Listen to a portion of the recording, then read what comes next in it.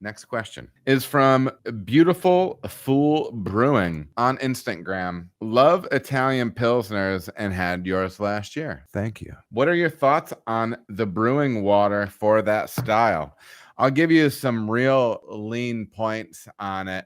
It's not real lean. I've got some target information, baby. I think that Italian Pils, for me, there are almost no beers that I push sulfate on. I'm not making a West Coast IPA currently. If I was making a West Coast IPA, I would probably still be 2-to-1 chloride to sulfate and try to make sure I'm getting 100 parts of calcium into the finished beer.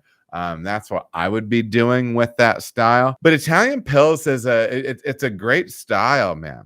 It's exciting. I've got MGC Pils in keg right now. We are not tapping it just yet, but I'm really excited for kind of this next step. I say that this Italian Pils, this hoppy Pils style might kind of be my forever beer.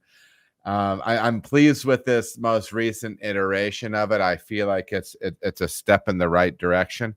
But talking about water for Italian Pils, I don't want to go like really crazy with with the water on that. As far as making like an absolute sulfate bomb, I do think that a slightly elevated sulfate number though is going to drive a dryness to that beer style that I think is really enjoyable, and I think it's one of the things that chips it up a little bit, man. It's one of the things that says Pilsner to me. I drank a beautiful German Pils from my friend Ryan over at 50 West. If you are in the Cincinnati area and you can get your hands on a can of their Pilsner or go over to the pub and have their Pilsner, it's just a beautiful classic German Pils, man.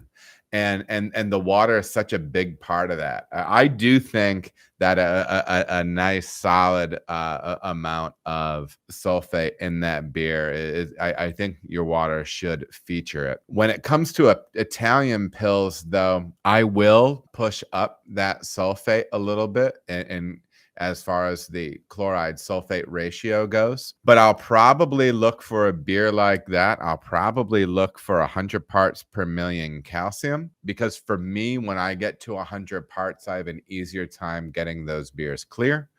Maybe that's just me and my processes. But then I would look to get of a ratio of 2-to-1 sulfate to chloride. You know, you could potentially go higher in some styles and, you know, maybe push it up, 3-to-1 sulfate to chloride. But I don't think you need to with this beer. You don't have to go super wild with it.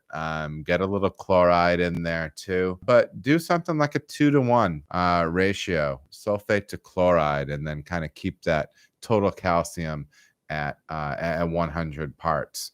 And let it rip like that, and then kind of make some decisions from there. That's what we did, because the Italian Pils you had last year. Oh, maybe it was either way. Sip Trip last year was an Italian Pils that we did as a collaboration with 50 West.